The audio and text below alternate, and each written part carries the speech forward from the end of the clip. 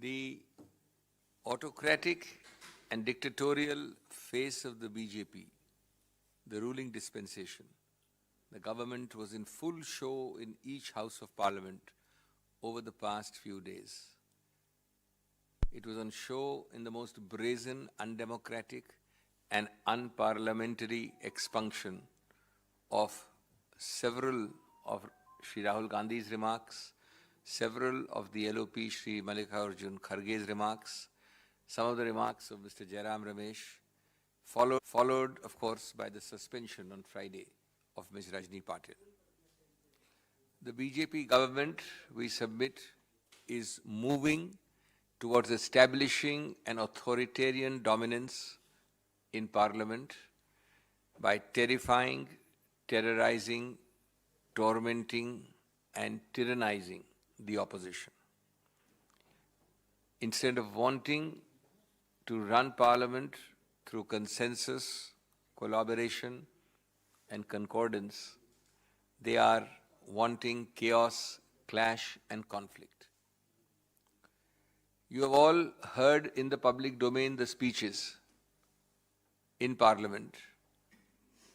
They are available in the public domain. You would have seen the text also.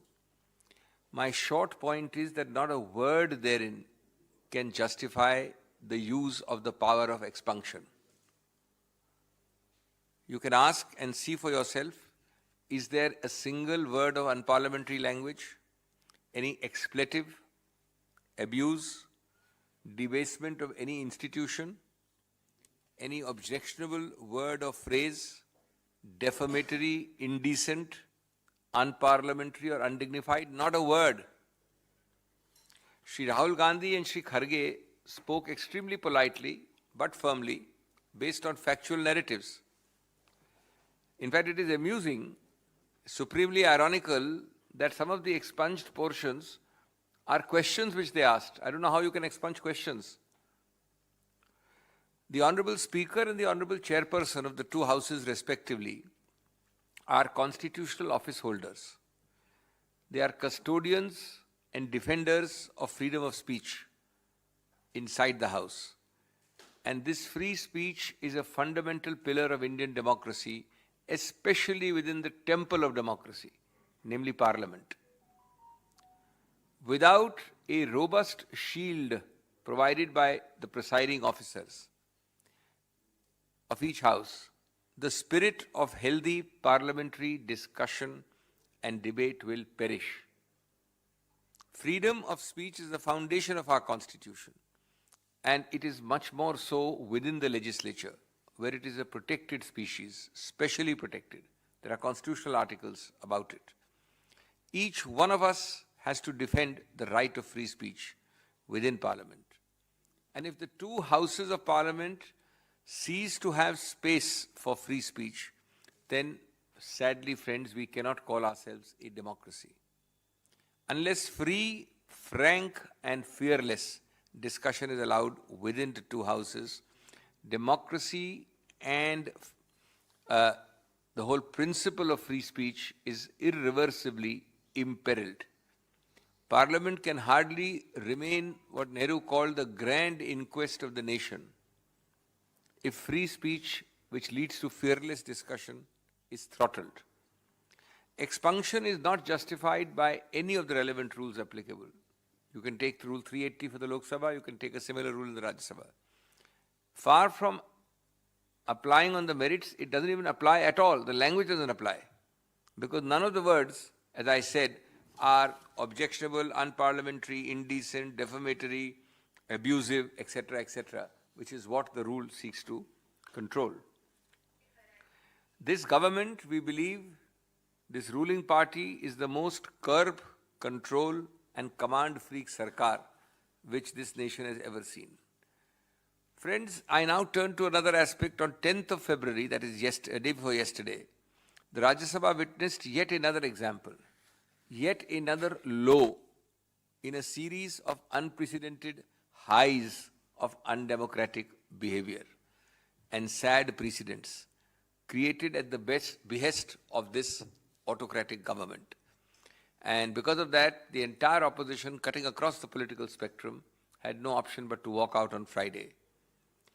Ms. Rajni Patil, Member of Parliament, in a 15-minute sudden surgical strike, was suspended for alleged video recording of House proceedings during the Honorable Prime Minister's speech. No show cause, no prior notice, no prior intimation was given to her. Secondly, now mark these points, friends, Rule 257 was invoked. On the face of it, it is textually, word-wise, totally inapplicable. You can just pick it up and read it. It says that you may suspend, and I repeat, for persistent and willful obstruction of the House. Mark the words, persistent and willful obstruction. The idea is that if the running of the House by the chair is made impossible by your conduct, by your obstruction, then I may consider suspending you. Now, Ms. Patil has not dealt with the facts alleged against her for the simple reason that she has had no opportunity to do so, no show cause, no intimation. But assuming without accepting that any video was made, it cannot fall within the domain of persistent and willful obstruction of the House necessitating suspension. Therefore, the rule is completely inapplicable. Thirdly, at the worst, it is a one-time act, a first-time act.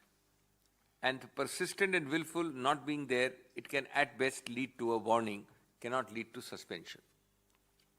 Fourthly, the cart is put before the horse in the eagerness of this government to create sensationalism, to humiliate a member of parliament.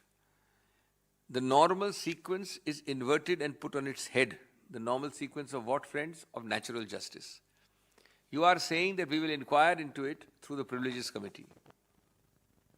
Before inquiry, before notice, before commencement of inquiry, before hearing Ms. Patil, before any proceeding, you first take the decision to suspend.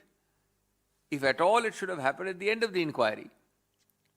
Therefore, all elementary notions of fair play were thrown to the winds. Fifthly, the Honorable Prime Minister spoke for over 75 or 90 minutes. It cannot be said in any stretch of imagination that he was obstructed in terms of delivery of the speech.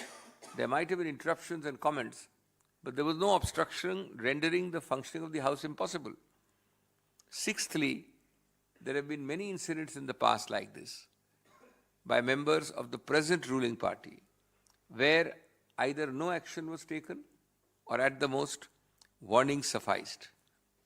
The present immediate suspension before starting an inquiry is therefore disproportionate, excessive, and actuated purely by malice at the behest of this government.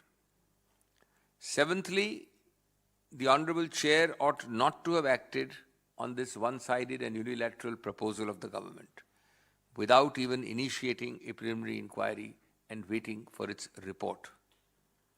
And eighthly, as was pointed out in the House, you have to simply look at the proceedings of 9th of February. There was a complete biased, selective and one-sided approach by Sansad TV. Sansad TV was acting under the misconception that it's the spokesperson of the government or a part of a Sarkari department. The opposition was not given an infinitesimal fraction of the coverage given to the Treasury benches during the speeches on 9th. It was virtually blacked out during the long speech of the Honorable Prime Minister. And this is yet another low of partisanship which has been achieved on the directions of this dictatorial government.